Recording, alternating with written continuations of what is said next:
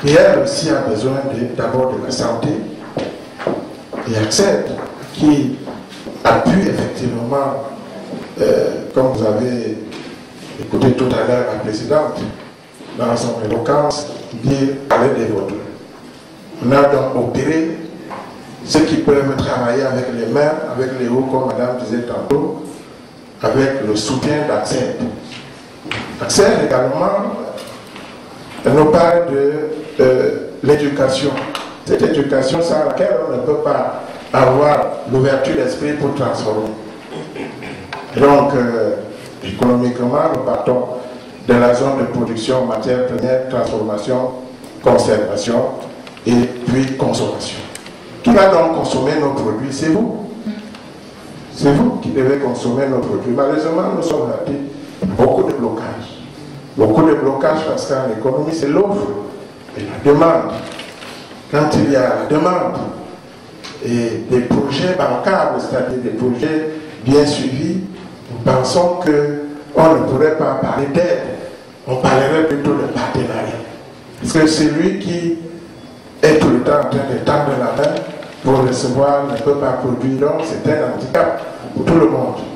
Il est donc question aujourd'hui de parler de partenariat, c'est-à-dire les uns et les autres qui peuvent nous apporter un appui peut-être financier, mais dans les projets bancables.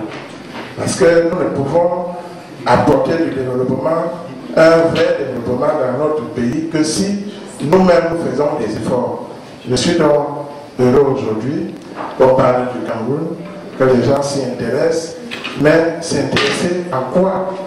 Et qu'est-ce qu'il faut donc parler aujourd'hui? C'est d'abord de la formation des ressources humaines, pour transformer nos produits et enfin être compétitifs. Je ne voudrais pas retenir très longtemps la parole aujourd'hui parce que monsieur a dit que nous avons commencé très en retard et n'ayant pas la capacité et je veux dire la verve que les panélistes ont eu. Donc je voudrais tout simplement vous dire merci. Merci d'être venu, merci de soutenir l'Afrique et merci encore pour la France qui nous a donné. Je vous remercie.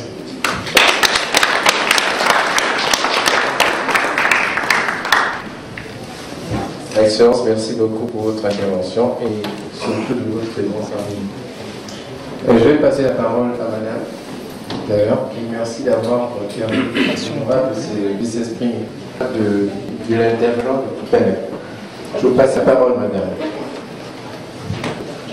C'est vrai qu'on a des États qui sont très agricoles. On a beaucoup de terres agricoles. Autant moi, chez moi au Sénégal, je suis sénégalaise. Autant au Cameroun où j'ai été, au Bénin, au Togo, quel pays que j'ai fait en Afrique. Ça c'est sûr, c'est vraiment ce qui fait le développement du pays, ce qui fait la richesse du pays aussi. Il ne faut pas oublier aussi que dans les grandes villes, il y a beaucoup d'étudiants, beaucoup de gens qui sortent diplômés, qui n'ont pas travaillé, qui sont des chômeurs, qui aimeraient travailler, qui aimeraient aider leur famille, puisque je pense que quand on envoie de l'argent pour être un défunt, parenthèse, c'est plus pour aider, soutenir ces jeunes-là qu'on le fait. Est-ce que vous avez pensé de temps en temps, je pense, à d'autres moyens de s'organiser, peut-être, pour que ces jeunes puissent travailler, pour que ces jeunes puissent s'investir dans l'économie et ne plus dépendre de l'argent qui arrive de l'Europe, de l'argent qui arrive des États-Unis, de l'argent qui arrive d'ailleurs, hein, sinon on a pas mal qui sont dans d'autres pays comme la Chine, comme d'autres pays asiatiques aussi. Et ça, je pense que ça serait une piste qui serait peut-être à explorer, parce que l'agriculture, c'est pas du tout à Dakar, hein. C'est pas à Yaoundé ou à voilà, je connais bien. C'est pas dans ces zones-là qu'on va, et pourtant il y a beaucoup de gens qui sont dans la rue, qui ont besoin de travailler, qui ont besoin d'être soutenus, beaucoup d'énergie, qui ne demandent qu'à servir, qu'à être utilisée pour le développement de ces pays-là. J'en étais ravie, moi, en arrivant au Cameroun, de voir comment les gens s'investissaient à ce niveau-là. Je parle surtout de Douala, où la vie fait 24 heures sur 24, comme à New York. J'étais ravie de voir que les jeunes étaient à chaque coin de rue en train d'essayer de faire quelque chose. J'ai vu ça aussi au Togo, à Lomé, j'ai vu ça au Bénin, j'ai vu ça au Ghana, et c'est fabuleux. Je me dis, ces gens-là sont là, il y a beaucoup de jeunes qui n'attendent que ça, qui ont besoin qu'on les organise et que ça soit vraiment une organisation je sais pas, du sponsor, je sais rien, des équipes. On peut parler de l'agriculture, mais il y a aussi cette facette-là de l'Afrique qu'il faut voir et qui est très intéressante pour pouvoir se développer. Moi, quand je vois à Dakar, par exemple, des médecins, des infirmiers qui ne travaillent pas, c'est quand même surprenant. Moi qui suis dans le domaine de la santé, je me retrouve là dans l'hôpital où je travaille, de temps en temps, avec des problèmes de personnel, des choses comme je me dis, c'est quand même... Voilà. Il y a quelque chose de très choquant à ce niveau-là. Alors qu'ils ont besoin de santé. Je pense que pour pouvoir s'investir, on a besoin aussi de se soigner. Et à ce niveau-là, il y a beaucoup de soucis. Voilà, je vais faire ça. Tu pourrais acheter quelque chose? Non, il y a quelqu'un qui veut parler. Je m'appelle Sekou Diao. Je suis un consultant de la fondation Oxy, une fondation hollandaise. Justement pour la question des transferts de fonds, nous sommes en train de traiter ça au niveau de l'Afrique. Parce qu'après une étude qui a été faite au niveau de la Banque mondiale, du consultatif d'assistance aux pauvres, nous avons vu qu'il y a plus de 350 milliards de dollars US qui ont été envoyés vers les pays pauvres. Et de ces 350 milliards de dollars, pratiquement plus de 100 milliards revenaient aux compagnies qui faisaient les transferts de fonds. Alors aujourd'hui, la Fondation Oxfam, son objectif, c'est de lutter contre la pauvreté, c'est de baisser ces fonds, ces transferts de fonds pour les Africains et pour les immigrés asiatiques et sud-américains qui sont dans ces pays développés, pour arriver à ce que cette manne financière retourne dans ces pays à un taux de 90%.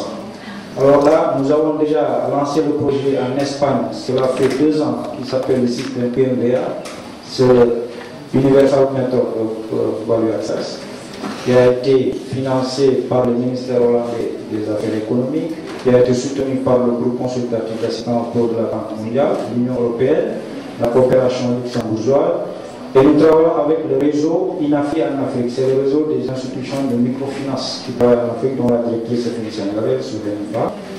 Et l'objectif, qu'est-ce que l'UMBA consiste? L'UMBA consiste à ce que tous les transferts de fonds soient le plus bas possible. Actuellement, nous avons mis, par exemple, en Espagne, depuis 2 ans, un transfert de fonds à 2 € en Europe, en utilisant les nouvelles technologies de l'information Internet. Et en même temps aussi, ne pas créer cette dépendance que les autres systèmes habituels de transfert de fonds créent en Afrique. Parce que tout ce qui crée au Moyen-Orient, c'est une dépendance naturelle des Sénégalais qui restent en Afrique, qui reçoivent de l'argent et bien qui dépensent l'argent. Mais il ne peut pas faire de projet. Parce que tout ce que je fais quand j'envoie 100 €, c'est que j'envoie en famille, elle dépense les 100 €. Il n'y a pas de possibilité qu'ils puissent, à partir de ces 100 €, pouvoir réserver une partie pour pouvoir donner, faire une activité lucrative.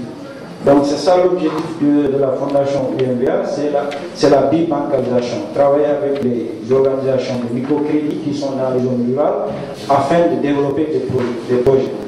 Et Oxfam aussi est en train de travailler sur le concept des coopératives agricoles. Le projet a été lancé au Burundi et au Kenya pour aider les agriculteurs à se réorganiser en coopérative et à avoir les moyens mécaniques qui leur permettent de faire une agriculture à grande échelle. Parce qu'effectivement, en Afrique, le problème que subissent les paysans, c'est qu'ils ne sont pas équipés.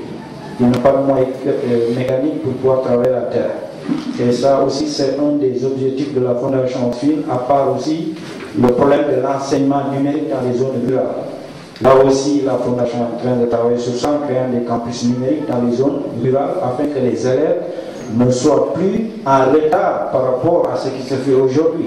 Aujourd'hui, en Europe, tous les enfants, dès l'âge de bas âge, apprennent déjà à manipuler l'ordinateur, tandis qu'en Afrique, dans les zones rurales, ils n'ont pas accès à cela. Donc voilà l'objectif. Le système MBA a démarré le 21 avril ici à Paris, et nous avons lancé ce système dans toute la France, afin d'attaquer dans d'autres pays comme l'Allemagne, la Hollande, et ensuite il y a aussi la Belgique où la communauté sénégalaise réside. Mais par contre, on va aussi essayer de développer d'autres pays. Ils seront comme le Mali, déjà qui entrera en pole position dès que le système sera effectif pour les Sénégalais en France. Merci. Je vous remercie. Merci pour ces applaudissements. Je pense que vous avez à travers cela un début de réponse aux nombreuses inquiétudes qui ont été évoqués. Et je pense que ça va dans le sens des personnes intervenantes.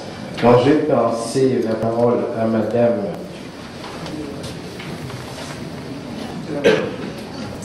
qui va se présenter. Alors, je suis Arlette Tanier, avocat au barreau du Val d'Oise.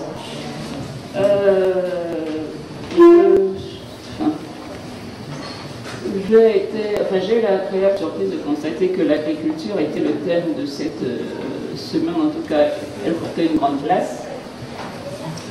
Parce que c'est vraiment l'un des problèmes de nos pays, qui sont en majorité agricoles. La différence entre les agricultures africaines et celles des pays développés consiste essentiellement dans les intrants agricoles. C'est ça qui fait la différence entre nous, les agricultures des deux régions. Nos pays sont prolifiques. Comme je le disais tout à l'heure, nous avons tout, hein, le cacao, le café, l'huile, la banane. Le problème, c'est que nous avons, en dehors d'une ou deux, souvent par pays, compagnies financières internationales, compagnies forestières internationales, nos paysans se sont toujours concentrés sur l'agriculture de subsistance. Ce qui fait que tout ce qui est produit par les grandes compagnies est exporté. C'est exporté et rend les pays dépendants des prix des denrées qui sont fixés ici. C'est-à-dire, paradoxalement, c'est nous qui produisons, c'est consommé ailleurs et on vient nous revendre à des prix encore plus élevés ce que nous avons produit. Alors, le vrai problème aujourd'hui, c'est que il nous faut, pour qu'on s'en sorte, nous avons des terres. Parce que moi, j'ai regardé l'autre jour statistiquement, l'Afrique a cultivé à peu près simplement 15% de ses terres arables. Ce qui veut dire qu'il y a plein de terres. Le problème, c'est que pour les produire, il faut des moyens. Et ces moyens, ça s'appelle les intrants, c'est-à-dire soit les engrais, soit les machines qui sont produites ailleurs. Et pour que nous soyons plus dépendants de l'extérieur, il faut que nous transformions aussi sur place.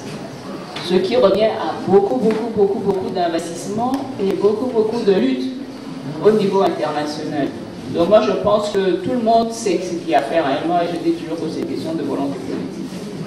Et pour ce qui est de la question de transfert de fonds, évidemment que nous avons toutes les familles là-bas, chacun envoie de l'argent à sa famille pour qu'elle vive. La seule façon de couper le lien de dépendance, c'est de développer sur place des unités de production. Parce que comme je disais de l'agriculture, c'est-à-dire que c'est une grande pourvoyeuse de main-d'œuvre. Pour une petite exploitation, moi je ne sais pas, d'une dizaine d'hectares, vous avez déjà au moins 50 employés. Je veux dire, si on voit que la chaîne de production à la chaîne de distribution en passant par la transformation, vraiment il y aura beaucoup de travail. Et c'est là d'autant plus inquiétant que moi je sais que dans mon pays par exemple, 64% de la population a moins de 25 ans. Donc vraiment, il n'y a pas de raison que ces enfants traînent dans la rue. Et parfois même, souvent, c'est des diplômés, hein, c'est des diplômés de l'enseignement supérieur. Donc vraiment, même un diplômé qui va planter dans un champ, je crois qu'il planterait différemment de celui qui n'a pas été à l'école. Donc je pense que, comme je disais tout à l'heure, les chantiers sont connus, les solutions aussi. Maintenant, hein, il reste les convictions politiques et les luttes au niveau international. Merci Madame Tenier pour cette véhémente intervention. Je pense qu'il y a un voisin qui peut l'aider ou apporter des réponses déjà. Voilà. Je passe la parole à Madame. Bonsoir. Je suis Viviane du quartier du Jeune Enfant, à Paris. Alors, je ne veux pas dire beaucoup de choses par rapport à ce qu'on a déjà dit. Moi, mon problème, c'est que au jour d'aujourd'hui, le pays comme le Cameroun, qui était considéré comme le pays en voie de développement, qui était plus élevé, plus développé que la Chine, aujourd'hui se retrouve à commander. Moi, mon problème, c'est que si nous tous ici, vous et d'autres associations que j'ai assistées, pouvions nous réunir et chercher la solution véritable, c'est-à-dire, moi je pourrais dire même l'antibiotique de notre pays. Ce n'est pas en... je ne dis pas que je suis contre ce qu'on fait. Moi-même, je fais partie de trucs. Mais mon problème, c'est que qu'est-ce qu'il faut faire pour véritablement trouver la solution à notre problème. C'est-à-dire que lorsque le pays n'a pas la volonté, je rejoins un peu ma soeur qui n'a pas de politique, nous pourrons, comment on dit, sous une colline, parce que quand on court sur une colline, on ne fait que descendre. Pour aller jusqu'au sommet, je ne sais pas ce qu'il faut faire. Sans parler de la langue de bois, je veux bien qu'on demande toujours aux Européens, c'est la faute des autres, c'est toujours les autres. Mais qu'est-ce que nous faisons? J'aimerais qu'on se retrouve ici un jour pour dire, aidez-nous à chasser, aidez-nous à mettre out en service tout ce qui nous empêche de vivre. On n'a pas choisi d'être Camerounais, on n'a pas choisi d'être Sénégalais, on n'a pas choisi d'être je ne sais pas quoi. Pourquoi c'est toujours les autres qui doivent nous tendre la main? On va toujours demander. Est-ce que c'est vraiment pour nous, pour les enfants qui sont là-bas? Ou c'est vraiment encore continuer à enrichir ceux qui sont déjà riches? Quand on lit sur Internet des choses ignobles au Cameroun, ceux qui ont dépouillé, j'aimerais qu'on se trouve un jour comme ça, demander aux Européens, aidez-nous à faire en sorte que ceux qui ont cet argent, tant d'argent, des milliards, 2 milliards, qui puissent nous les rendre. Moi, je suis très direct, c'est ma nature. Voilà.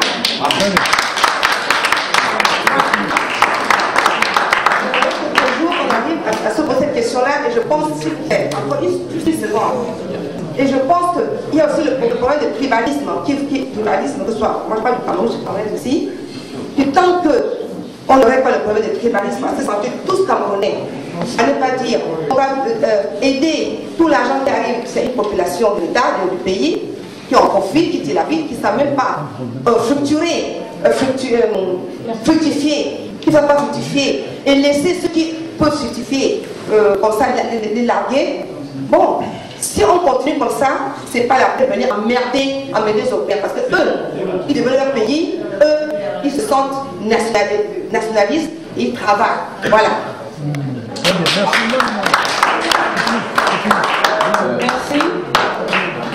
Merci, ma chère dame, de cette illustration. L'idée aujourd'hui, c'est un ensemble de réflexions. Et en 2 heures du temps, on ne peut pas résoudre des milliers de problèmes. Nous sommes là pour donner des suggestions, nous sommes là pour donner une orientation, ni imposer quoi que ce soit. Nous avons eu l'occasion de travailler avec la MDA et la mairie du 15e sur un certain nombre de critères de solutions à proposer. Avec votre belle intelligence, j'aimerais vous revoir plus tard pour pouvoir travailler. Et si vous avez des suggestions à nous proposer, des éléments qui puissent permettre à ce que nous sortions de l'anonymat, que nous sortions du besoin permanent de commander, comme vous êtes en train de le souligner, sachez que l'Afrique ne commande pas. L'Afrique est sur un chemin de développement et l'Afrique est en train de se faire. Essayez de vous rapprocher de la CAD, c'est une association qui travaille énormément. Essayez de vous rapprocher de beaucoup d'associations dans le 15e. Il y a beaucoup d'initiatives qui se passent dans les associations. Il y a des conjonctions de coopératives en association. Il y a des renseignements que vous pouvez avoir dans les maisons d'association, que, aussi petits que soit-il, vous pouvez avoir une information exacte. Nos politiques, malheureusement, nous ne pouvions pas entrer dans la sphère géopolitique ou géostratégique économique. Nous sommes assez modestes pour nous positionner sur ce terrain, sachant que le dynamisme que tous les pays africains sont en train de mettre depuis le début du XXIe siècle, il y a un long chemin. Soyez patientes, soyez rassurés et ne perdez pas votre élan de pouvoir bousculer les choses. Ramenez des solutions ou des suggestions qui puissent nous permettre à nous aussi, dans les assemblées, au niveau des associations que nous sommes en train de mettre en place, au niveau de l'entraide et la solidarité qui se passe à travers nous, que dans la salle, s'il y a des gens, s'il y a des belles volontés comme vous, qui avez pris de votre temps aujourd'hui, vous avez vraiment consacré du temps à être là, présent. Bravo à vous tous. Merci infiniment pour cette clarté et ce soutien que vous avez apporté, aussi petit qu'il soit, de ce modeste temps que vous nous avez accordé. Les questions sont vastes, elles sont énormes. Nous pourrons en débattre et trouver ensemble une synthèse pour pouvoir proposer des solutions adéquates à nos problèmes futurs en Afrique. Merci. Après cette brillante intervention, Nous avons des impératifs de... Bonjour tout le monde. Je m'appelle Madame Bali Fatoumata. Je suis de la Guinée-Conakry. Et que, bon, on nous appelle aujourd'hui, bon, depuis que je suis là, on parle de l'agriculture. Mais moi, j'ai une association qui est pour la santé. Donc, comme je suis invité, je ne peux pas dire que les partisans en parler. Mon association s'appelle Trépa-Aide. Trépa-Aide est créée pour aider les enfants qui sont atteints de la drépanocytose. Comme vous savez, c'est le mois des drépanocytaires. Le 19 juin, on a fêté la journée internationale de la drépanocytose. Donc, je suis là et je voudrais parler un peu de la santé de la population africaine, surtout qui est de la drépanocytose. Donc, dans mon pays, moi j'ai perdu 4 enfants qui étaient atteints de la drépanocytose. Et je suis venu avec le 5e qui est SS. Donc, depuis 1987, je suis en France pour sauver cet enfant. Aujourd'hui, il a 23 ans, je suis contente et je remercie la France. Parce que, pourquoi je parle de la santé, c'est parce que la dame, tout à l'heure, a parlé de la santé, alors je me suis dit, bon, pourquoi pas aussi profiter de la journée pour en parler. Ce que je voudrais dire, comme a dit aussi la dame, je suis d'accord avec elle, on a beaucoup d'associations, chacun veut aider et tout. Mais qu'est-ce que nous devons faire? Qu'est-ce qu'il faut faire pour que vraiment chez nous aussi, qu'on puisse rester chez nous et vivre, s'occuper de nous, de nos enfants, sans immigrer. Par exemple, moi, je suis venue en France pas parce que j'aime venir ici. Hein. Je me suis mariée en 82, je suis venue en France, je n'ai pas aimé, je n'ai pas voulu rester. Je suis rentrée en 85. Mais qu'est-ce qui m'a obligée de revenir en France? Parce que mon pays, vraiment, il y a rien. Vous voyez? Donc, il faudrait qu'on regarde ça. On dit qu'on ne doit pas associer l'association et la politique. Mais c'est impossible. Parce que les associations, nous faisons le travail des politiciens. Parce que si les politiciens, là, ils faisaient tout dans nos pays, ce qu'il fallait, on n'avait pas formé des associations pour aider. Donc, on nous dit toujours, non, il ne faut pas déranger. Là, je parle parce que vraiment, je souffre. Pourquoi je souffre? Je suis dans le pays parce que je ne peux pas me soigner chez moi. Parce que mes enfants n'ont pas été soignés. J'ai perdu 4 enfants comme ça. Et il y a d'autres encore là-bas qui sont en train de mourir. Vous voyez? Là, dans le pays, on envoie nos enfants pour étudier. C'est là que je voudrais parler.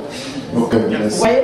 Quand on envoie nos enfants, je voudrais, ce que moi je propose, que nos responsables de chez nous, et les responsables du pays d'accueil, c'est-à-dire là on envoie nos enfants en bourse, c'est l'État qui dépense, mais on dépense notre argent pour rien, parce qu'on envoie nos enfants pour étudier, après ils ne peuvent pas se retourner.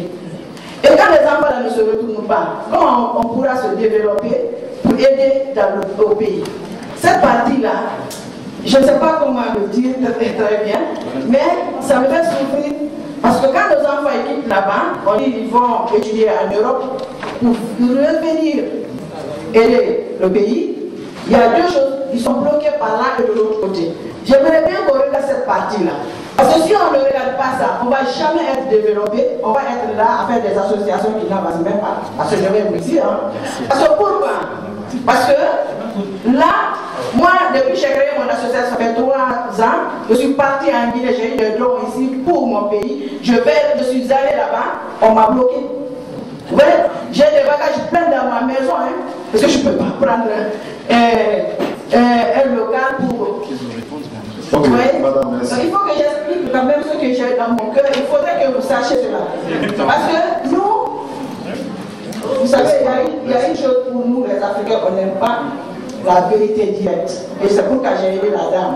Parce qu'elle a dit ce qui se passe. Il faut qu'on dise ce qui se passe pour qu'on sorte de la merde.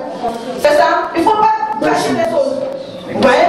Il faut qu'on aide nos enfants quand ils viennent étudier, qu'ils se retournent, qu'ils puissent vraiment travailler qui ont leur poste pour pouvoir faire quelque chose dans notre pays. Mais ils sont là, je vois à chaque cœur, les enfants sont là, il faut que se droguer, boire, des choses, ça me fait mal en tant que mère. Donc il faut que vous regardiez cette partie. Sinon, les associations ne vont pas de libérer. Merci madame. Il faut Merci pour cette intervention, madame. Et sincèrement, je pense que, comme disait ma présidente tout à l'heure, en 2 heures, on ne peut pas résoudre ce genre de problème, mais je pense que la volonté y est. On est tous rassemblés ici dans le même but. Et je pense qu'on va se rapprocher de vous, on va essayer de faire une coordination dans les associations pour pouvoir désormais nous pencher sur nous-mêmes. Parce que quand on part, je voudrais que vous vous sentiez impliqués au même titre que tout le monde. Et si nous avons cette volonté d'être ici aujourd'hui, je pense qu'on a associé certains de nos administrateurs, etc., comme politiques, comme de tout le monde. Nous sommes des associations, mais nous ne nous renions pas. S'il vous plaît, nous ne nous renions pas. C'est long, mais quand on a un bon temps, on peut aboutir. Et merci beaucoup pour votre intervention. Des débats, c'est important, mais il y a aussi beaucoup d'associations qui se sont mobilisées depuis mardi dernier. Et il y a une exposition de leurs objets et de leurs travaux qui sont là. Il faut absolument qu'on visite leurs travaux et qu'on puisse quand même les soutenir. C'est bien beau de parler, mais à un moment donné aussi, il faut passer aux actes. Ça, c'est important. Okay? Bon, maintenant, une dernière information. Le débat là continue. Demain, nous avons justement, c'est la grande journée de clôture. Ça commence à 13h.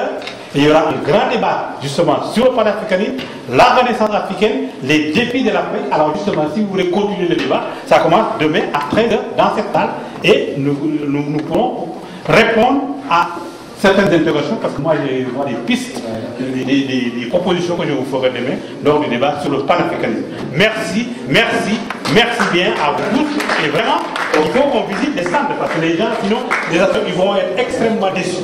Là, vous avez à l'écran un dispositif simple qui permet de coupler, en fait, qui puisse distribuer non seulement des livres, une autre association qui puisse faire le forage, une autre association qui puisse faire un développement durable, qui puisse leur apprendre un métier.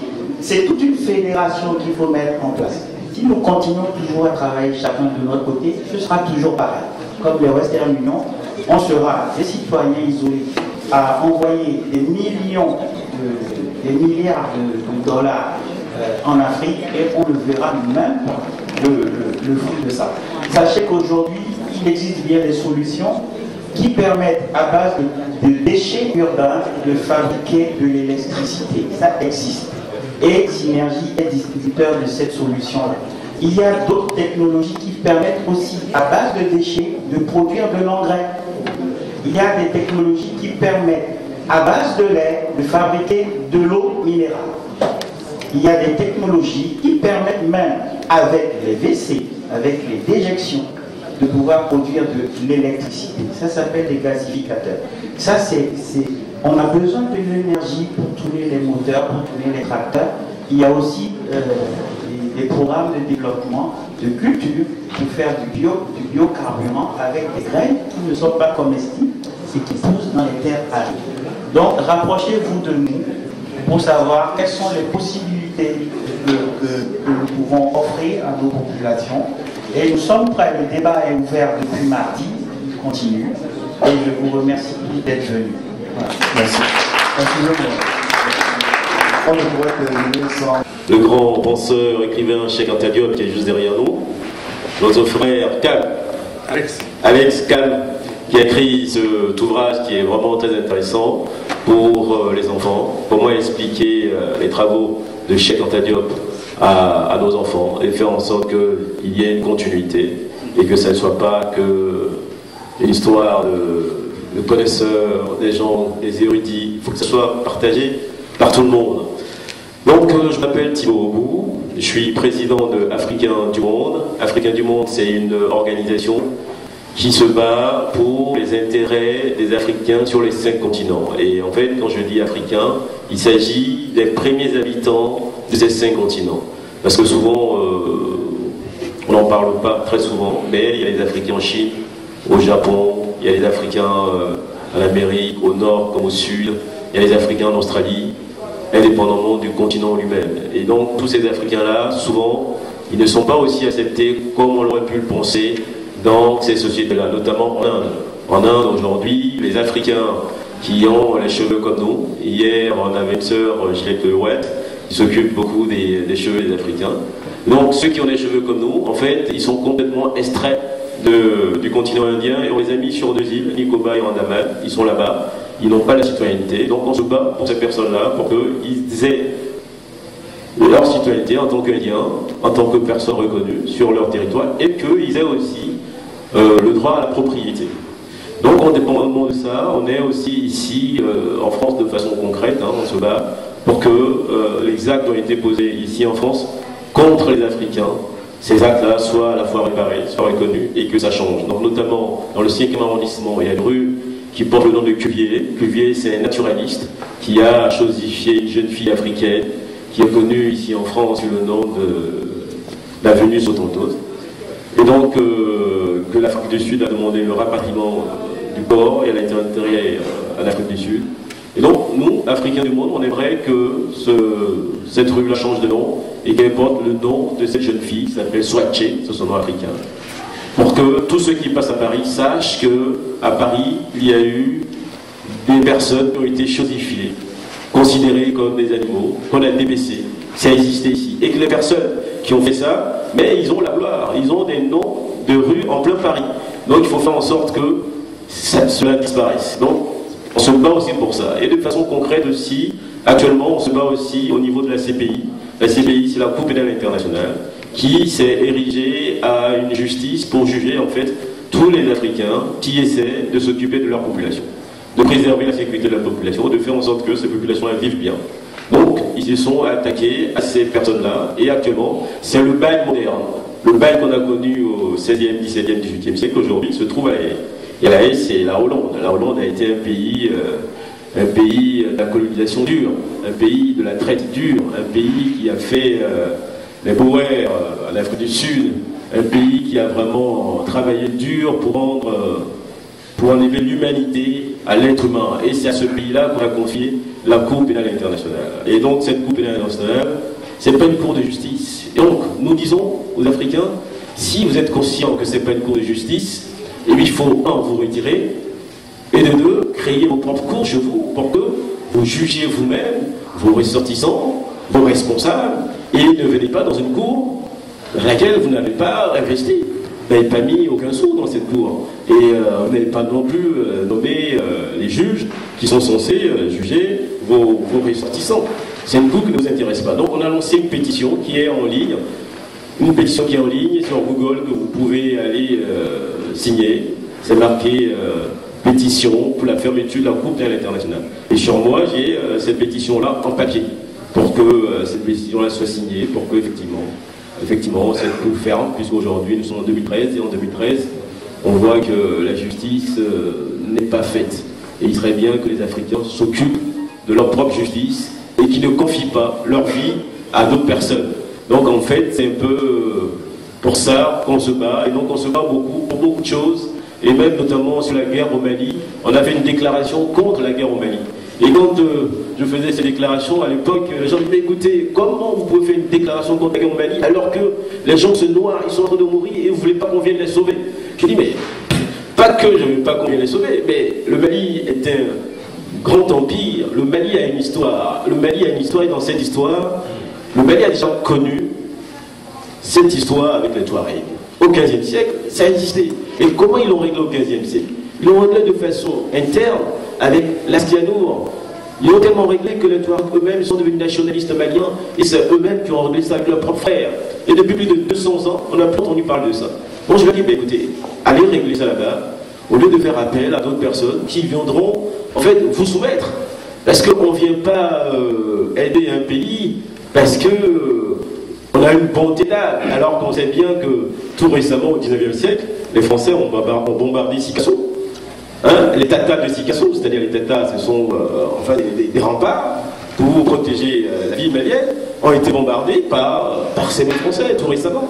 Donc comment on peut encore aujourd'hui, avec tout qu'on a, tout ce qu'on sait, donner encore notre vie aux mêmes Français dire venez nous sauver. Alors que récemment, les Maliens ont fait une commande d'armes qui ont été bloquées sur ordre des Français, ont été bloquées en Côte d'Ivoire, bloquées en Guinée, bloquées pratiquement dans tous les ports. Donc comment on peut à la fois vous sauver et bloquer les armes censées vous défendre? Donc à l'époque, nous avons, il y a plus de 6 mois, on a dit qu'on était contre cette guerre au Mali. Donc cette déclaration, vous la trouvez sur Internet, elle est encore sur Internet.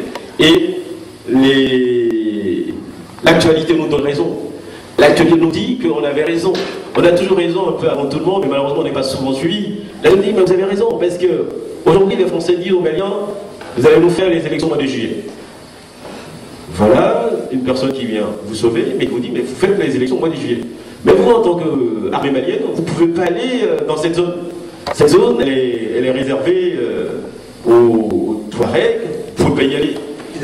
Kidal, merci beaucoup, Kidal, vous ne pouvez pas aller à Kidal. Donc voilà un peu ce pourquoi nous nous battons, pour que, en fait, les Africains et que les pays africains retrouvent à la fois leur liberté, retrouvent leur souveraineté, et qu'ils arrivent à se battre eux-mêmes, à faire eux-mêmes tout ce dont ils ont besoin, parce qu'ils en ont les moyens, ils en ont l'espace, ils ont le temps avec eux, et ils ont aujourd'hui une démographie qui est intéressante, malgré la saignée de l'esclavage et de la colonisation qui continue, malgré l'épidémie, malgré les empoisonnements. Parce que souvent, quand vous allez à l'hôpital encore aujourd'hui, quand on parle du paludisme, on montre une carte du paludisme, et cette carte, quand vous le regardez, c'est souvent les pays africains qui ont le paludisme.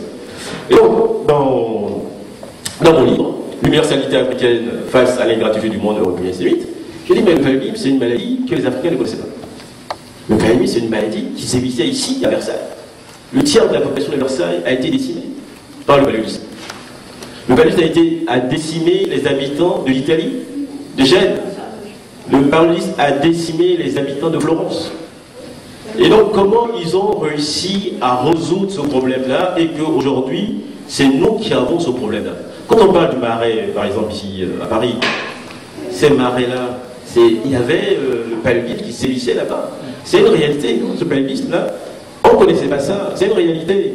Et aujourd'hui, nous sommes maintenant les propriétaires des gens qui s'occupent du paludisme de façon quotidienne. L'ONU même décrète des journées africaines où se battre contre le paludisme, on se bat contre une maladie. Oui, il faut se battre, il faut soigner, mais il faut aussi dire les racines, ça vient d'où? Et pourquoi aujourd'hui cette maladie n'existe pas ici et c'est en Afrique qu'elle sévit? Donc, dans ce livre-là, je dis non, il faut que les Africains, une fois qu'ils sachent qu'ils ont ce genre d'informations, il faut qu'ils fassent différemment les choses. Il faut qu'ils fassent différemment les choses. Par exemple, dans ce livre, je dis, si on a des centres de recherche en Afrique, les champs scientifiques et tout ça, il faut que ce soit les Africains qui soient dans ces centres-là en tant que scientifiques et en tant que financiers. Parce que quelqu'un d'autre ne peut pas venir financer vos centres de recherche et vous lui dites non, vous ne pouvez pas rentrer dedans parce que non, financez vos centres de recherche, vous avez des moyens pour le faire. Vous avez des personnes qui sont formées pour ça. Et protégez vos territoires. C'est très important. Et on verra que le paludisme va partir, parce qu'il est parti ici en France. Il n'existe pratiquement plus. Il n'existe pas. Il peut ne plus exister en Afrique, puisqu'il n'a jamais existé en Afrique. Il a été terminé en Afrique. Et donc, ce sont des faits qui sont concrets. C'est-à-dire qu'on essaie de rendre concrets nos écrits. On essaie de faire en sorte que ça soit concret. Et qu'on arrive à partager ça. C'est une question de sécurité. Et donc souvent, pour revenir encore à cette sécurité, souvent quand on discute, quand on échange dans les conférences, on parle rarement de la sécurité. Mais le continent africain aujourd'hui, c'est le seul continent qui est pratiquement ouvert. Aucune sécurité. Chacun vient, il fait ce qu'il veut, il part. C'est-à-dire que même dans des actions entre guillemets panoptétiques, même dans le visa, c'est-à-dire qu'aujourd'hui, vous avez un passeport français, jusqu'au mois de juillet, là, vous pouvez aller au Sénégal sans visa. Vous allez en Tunisie sans visa. Mais dites à un Tunisien de venir ici sans visa, est-ce qu'il pourra lui mettre les pieds? Et même, si vous avez le passeport français, vous arrivez à l'aéroport, malheureusement pour vous, votre tête a changé, votre coiffure a changé, on vous garde 24 heures. Il faut appeler chez vous à la maison pour justifier de votre identité à l'aéroport, alors que vous êtes français. Donc, ce problème de sécurité ne doit pas vraiment être mis de côté et doit être vraiment traité dans toutes nos discussions, dans toutes nos conférences, parce que s'il n'y a pas de sécurité, au niveau des États, il n'y a pas non plus de sécurité au niveau interne. C'est-à-dire que l'image que renvoie votre pays d'origine, c'est-à-dire le continent africain, mais c'est cette image-là que vous véhiculez ici. Si vous n'avez pas de sécurité en Afrique, vous n'avez pas non plus de sécurité ici. C'est évident, il n'y a pas de mystère. Si on a une sécurité en Afrique, évidemment, on aura aussi ici une sécurité. La sécurité financière. Les Africains, ils ont les finances. Le trésor public français regorge de nos finances. Mais les Africains sont censés être pauvres. Alors qu'ils ont de l'argent ici dans le trésor public français. Ils sont censés être pauvres. Même deux fois, ils se battent pour créer des commissions pour entrer sur la liste des pays pauvres les plus endettés. Et une fois qu'ils rentrent sur cette liste-là, on dit, bon, maintenant, on va essayer de vous donner un peu d'argent pour que vous arriviez à soigner vos populations, à faire des routes, parce que vous avez dit que vous êtes pauvres. Mais de façon logique, sans même être à l'école, logiquement, est-ce qu'on crée un pays pour dire qu'on est pauvre?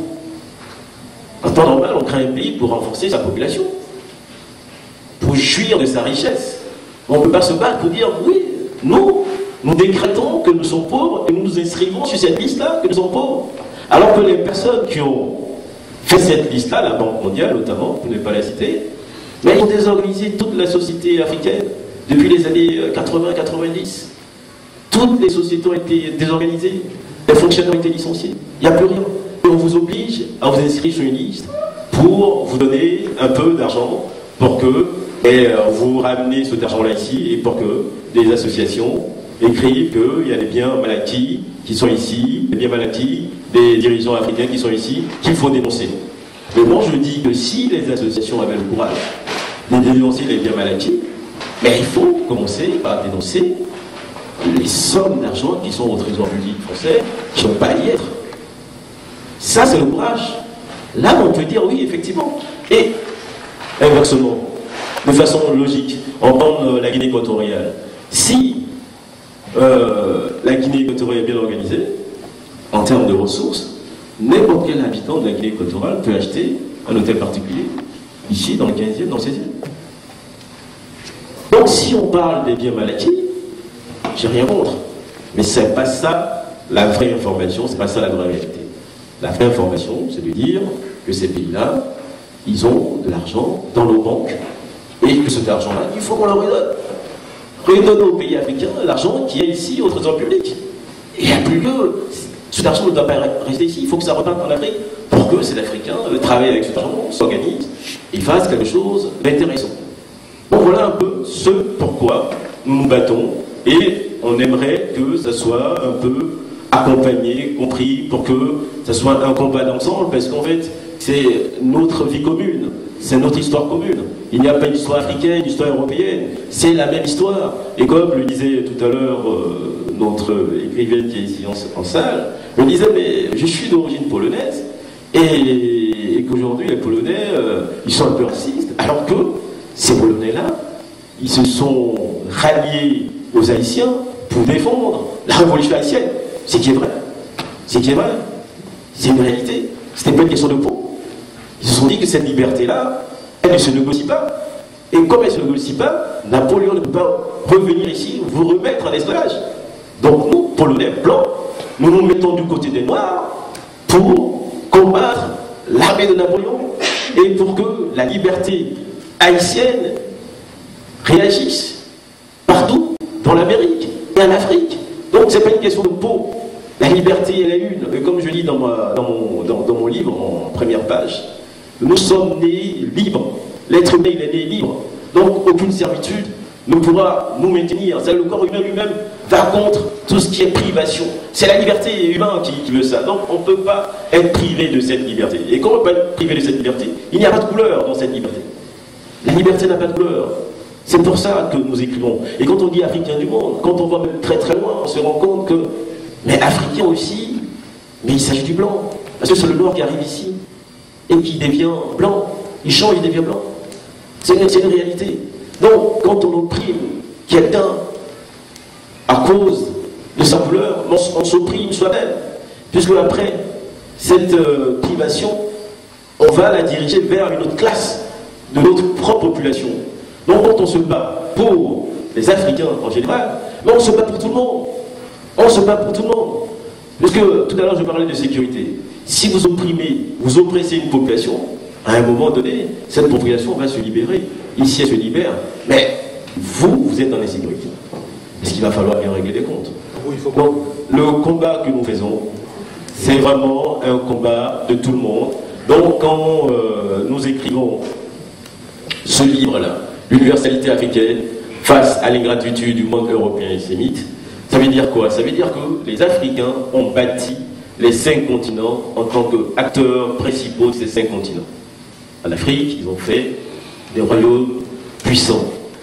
L'Éthiopie, l'Égypte, le Mali, Madagascar, Zimbabwe. En Afrique, de l'autre côté de l'Afrique, c'est-à-dire l'Amérique, l'Afrique c'est 4000 km, ils ont bâti pratiquement tous les empires qu'on connaît aujourd'hui sous le nom de Maya, Aztèques et tout ça. Ce sont les Africains, malgré les informations qu'on veut bien vous faire passer pour dire qu'ils seraient différents des Africains. Parce que ce qui est quand même sûr comme basique que tout le monde peut comprendre, c'est que tous les scientifiques sont d'accord aujourd'hui pour dire que l'être humain, il est né en Afrique et il part de l'Afrique pour aller ailleurs. Donc quand il arrive en Amérique, étant donné que c'est le même continent, c'est le même climat, il n'a pas complètement changé pour devenir autre chose. C'est le même. Et c'est le frère qui est juste à côté qui a complété l'information en lisant le livre. Il dit, mais est-ce que t'es parti vers les Guarania, tous ces noms en nia, mais c'est des noms maliens. C'est des noms maliens.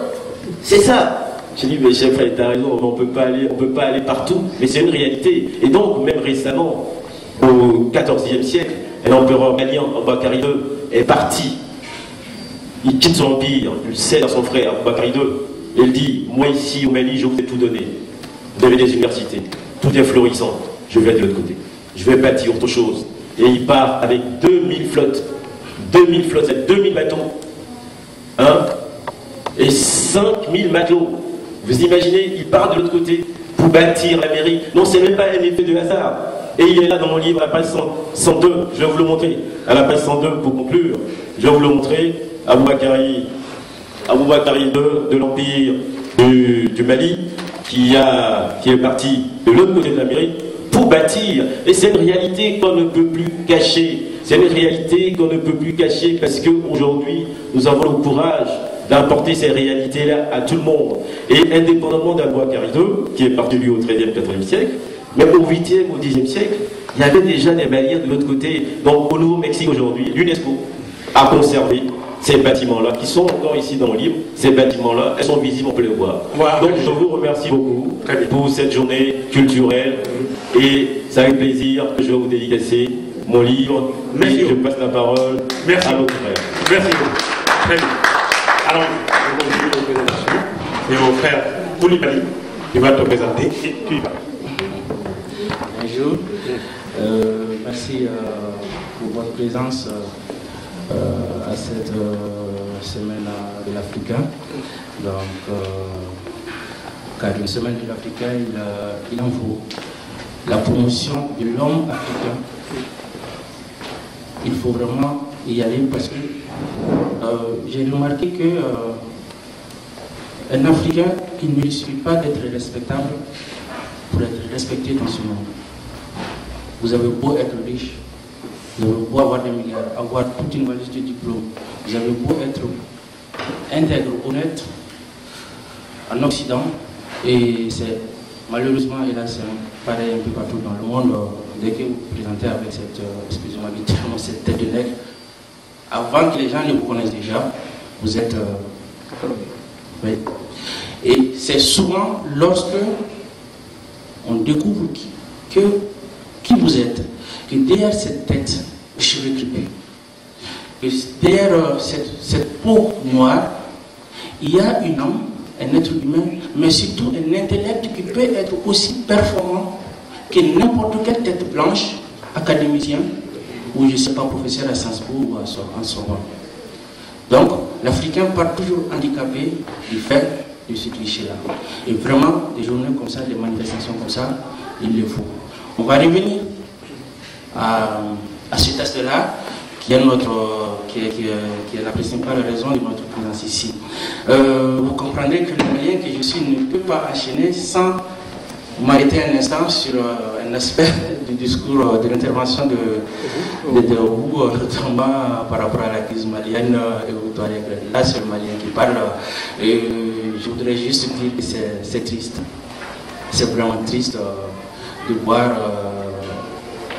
c'est-à-dire un peuple si étroitement affilié, culturellement, historiquement, et même génétiquement, moins que voici.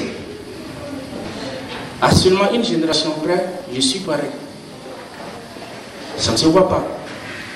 Mais je suis Touareg à seulement une génération près parce que la mère de ma mère est aussi blanche. Elle est plus blanche d'ailleurs que le fameux Moussa Azarid. La mère de ma mère, elle s'appelle Tilal Adam.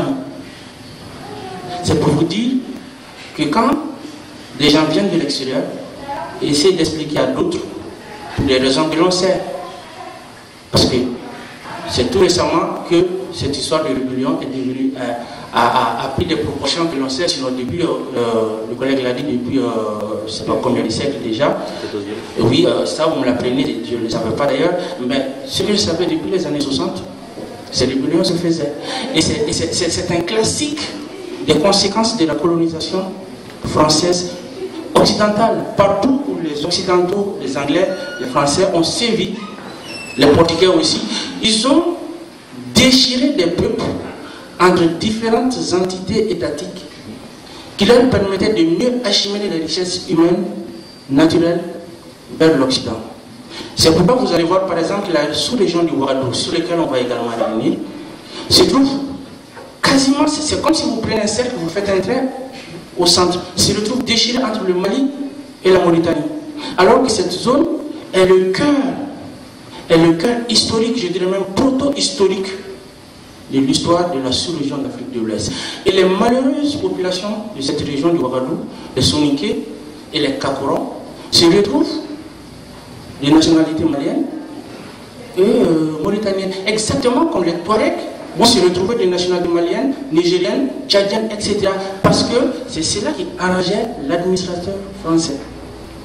Et c'est dommage que 50 ans après les indépendances, nos intellectuels, nos élites, et nous-mêmes, Africains lambda, ne parvenons pas à comprendre qu'à l'origine, c'est seulement une entité unique qui était là, et que quelque part, un jour, un homme venu d'ailleurs a compris que, en prenant une carte, en traçant des traits horizontaux, diagonaux, des courbes, par rapport aux facilités que cela lui permettrait d'exploiter cette terre, a décidé qu'un tel serait Touareg, un tel serait Malien, un tel serait ainsi de suite. Partout dans le monde, et ce n'est pas propre à l'Afrique, même en Australie, les aborigènes australiens ont dû se battre pour obtenir, en Amérique latine, les Amérindiens. C'est toujours pareil, partout où la colonisation a sévi, ça s'est passé comme ça.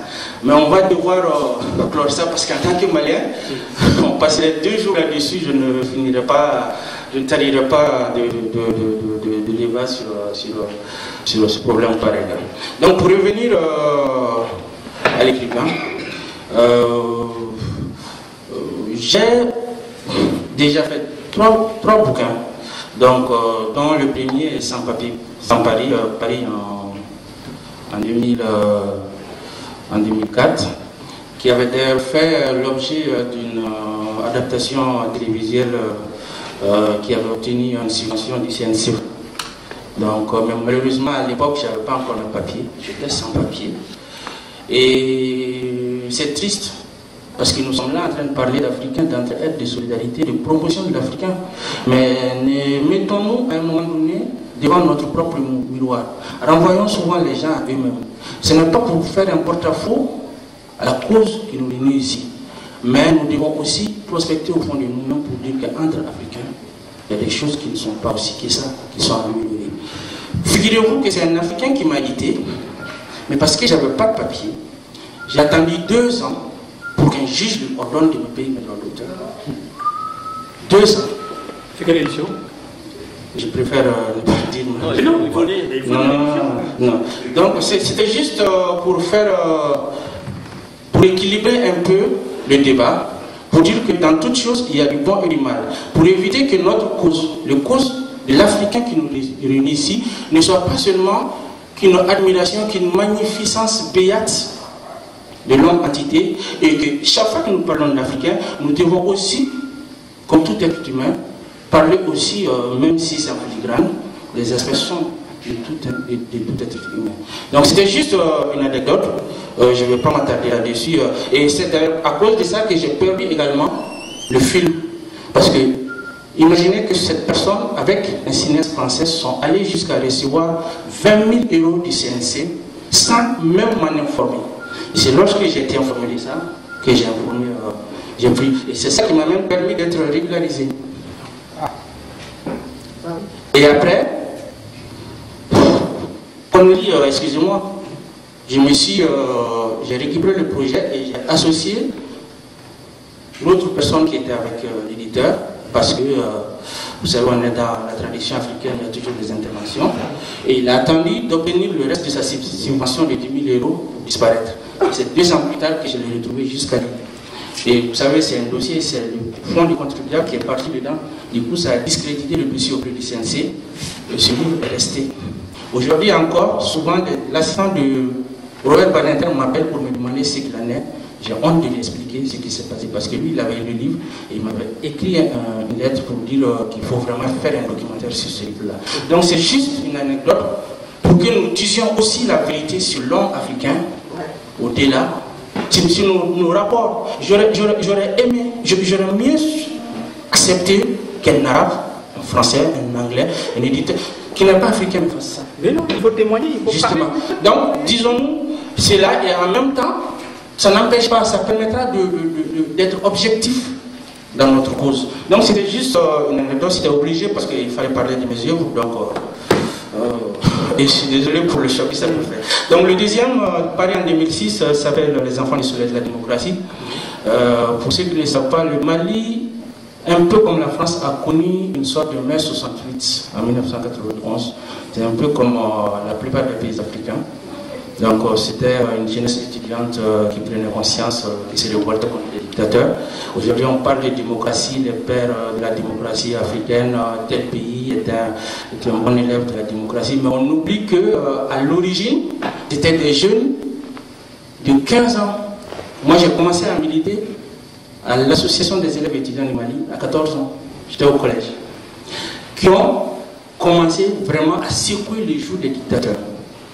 Et c'est après que les intellectuels se sont mis et qu'ils ont eu des soutiens occidentaux comme la France de Mitterrand. Mais malheureusement aujourd'hui, cette jeunesse africaine qui devrait être aux commandes aujourd'hui, comme une sorte de récompense, du sacrifice. J'en connais tellement dont le destin a été détruit par cette lutte-là parce qu'il y a eu des vengeances, ainsi beaucoup de conséquences. C'est la même chose. L'ancien Premier ministre ivoirien, comment il s'appelle déjà? Le jeune là. Soro aussi. Soro, voilà. Mais à l'époque, nous on était au collège et Soro était, je crois, au lycée étudiant. Donc c'est cette tranche de génération qui a vraiment secoué le joug des dictateurs avant que les autres ne parachèvent. Donc c'est de cela que parle le livre. Et ceux qui connaissent un peu la littérature africaine verront qu'il y a un clin d'œil à Kourouma sur le titre Les enfants du soleil de la démocratie. Parce qu'après l'avènement de la démocratie, il y a eu une sorte de libération, non seulement de la parole, mais ce qu'on ne dit pas généralement, une libération de la jeunesse aussi. Parce que c'est une jeunesse qui venait de prouver qu'elle comptait pour quelque chose dans le pays et qui tenait à s'affirmer. Donc du coup, ça a créé des soucis. Et malheureusement, il y a eu même un côté sombre qui a fait que ça a même nuit un peu au niveau général de l'étudiant africain parce que c'est une jeunesse qui est devenue frondeuse, révoltée, qui n'était pas du tout notre esprit à l'époque quand je faisais ça. Donc, en bref, c'est là que le livre parle. Il est édité par une Malienne cette fois-ci. Donc, je crois qu'elle est très connue d'ailleurs, c'est la fille d'Adamba Kounari, de Police Édition. Donc voilà, elle fait un travail formidable. Et, je conseillerais vraiment à tout jeune africain qui veut étudier, qui va avoir un travail sérieux pas de l'argent, hein, parce que, comme le disait un de mes aînés dans l'écriture, si vous venez dans le monde de l'art en général, vous gagnez de l'argent, arrêtez tout de suite parce que ça n'arrivera pas. Gagner de l'argent dans l'écriture, c'est de la chance. Ça ferait du bien, ça ferait avancer les choses aussi. Ouais, ça ferait avancer les choses. Donc voilà. Et donc le troisième, édité en 2011, malheureusement, une petite. Voilà. Donc en 2000, non, c'est en 2011, ça c'est juste pour Noël 2012. Donc malheureusement, je n'ai pas pu vous apporter un exemplaire, un petit problème d'organisation avec l'éditeur. Ce qui nous fait d'ailleurs regretter d'avoir quitté celle-là pour venir chez cet éditeur. Mais ça se comprend parce que j'avais été régularisé, j'avais un titre de séjour d'1 an. Et à chaque fois qu'il fallait renouveler le titre de séjour, il fallait justifier d'un contrat d'éditeur à compte d'auteur. Bon, entre temps, elle était partie au Mali. Donc j'étais obligé de me confier à un éditeur français. Malheureusement, je ne vous dis pas comment ça s'est passé, je suis dégoûté. Donc, voilà. Et maintenant, pour revenir vraiment au clou du sujet, qui est l'ambiance de notre débat d'aujourd'hui, qui est la primauté africaine dans l'histoire de l'humanité. Je suis d'ailleurs en train de travailler là-dessus, ça va être mon 4e livre, j'espère que ça va sortir, je suis en train de finaliser, j'espère que ça va sortir d'ici la fin de l'année. Ça s'appellera le chaînon manquant. Chaînon manquant parce que il y a quelque chose qui a manqué à Cheikh Anta Diop, malheureusement.